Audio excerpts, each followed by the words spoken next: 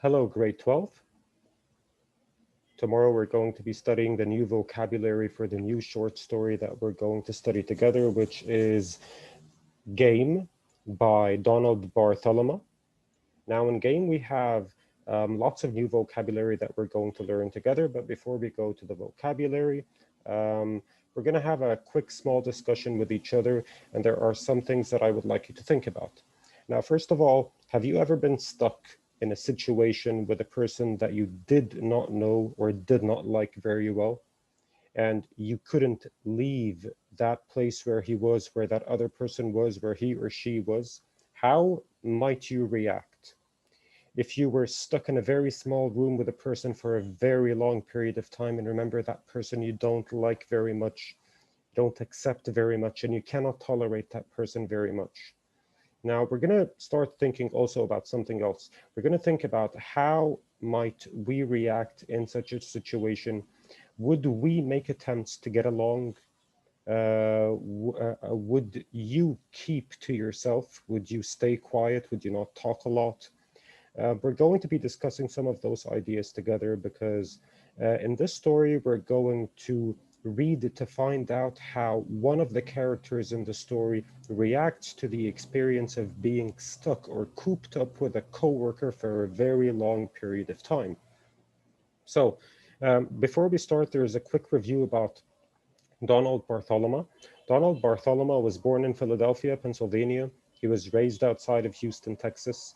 In 1953, Bartholomew was drafted by the United States Army. He served in Korea and Japan. Upon his return, he worked as a newspaper reporter, a music director, a literary editor, and a teacher before establishing himself as a novelist and a short story writer. Throughout his literary career, Bartholomew both puzzled and dazzled prominent reviewers and critics.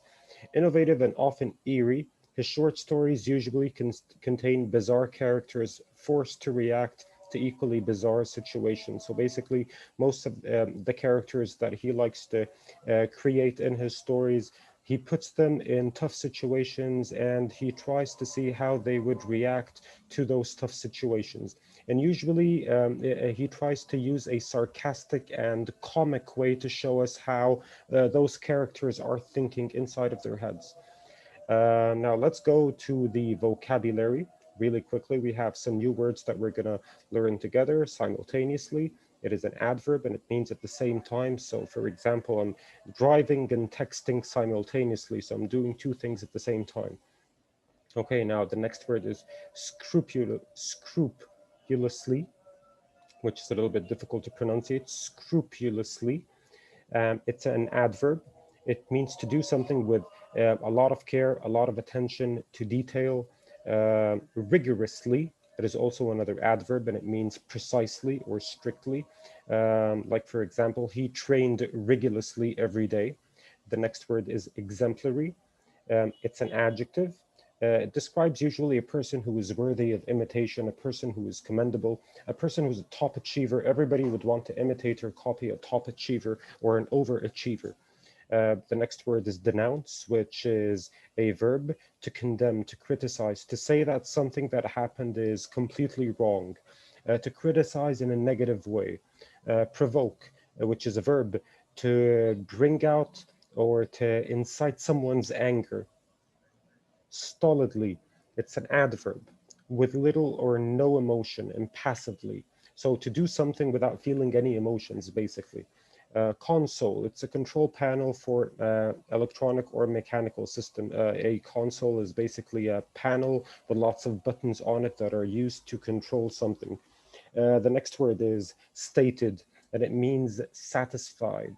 A Beretta, it is a kind of pistol or handgun, an Italian handgun. It's an Italian brand, by the way.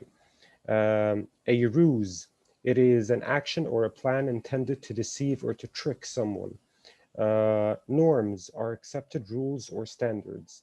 The USAFI is the United States Armed Forces Institute. Erratically, to do something irregularly or unpredictably. So I go to the gym erratically, for example. You're using it as an adverb. Acrimoniously, we took acrimonious before. Acrimoniously is an adverb and it means to do something with bitterness or resentment, to hate what you're doing. Nether. Nether means lower. Okay, now in this story, we're going to study some things together. We're going to study irony, and irony is the contrast between what seems to be real and what actually is real. There are several types of irony. For example, verbal irony exists when a person says one thing and means the other. Dramatic irony occurs when the reader has important information that the characters in the story don't have. For example, readers of the game know that narrator's actions are at times irrational. The narrator himself, though, does not seem to understand that his behavior is not always rational. So we're going to try to find situations for dramatic irony, the verbal irony, and basically irony is the contrast of what seems to be real and what actually is real. Pretty much that's it. Game is actually a very short story, and I hope you all like it. It basically talks about a two people that are working together in a very small place together, and both of them don't trust each other very much. I cannot tell you more about the story because otherwise it would beat the whole point of reading the story. But the story is pretty short. I'm going to be posting the story online on the Group 12 Google.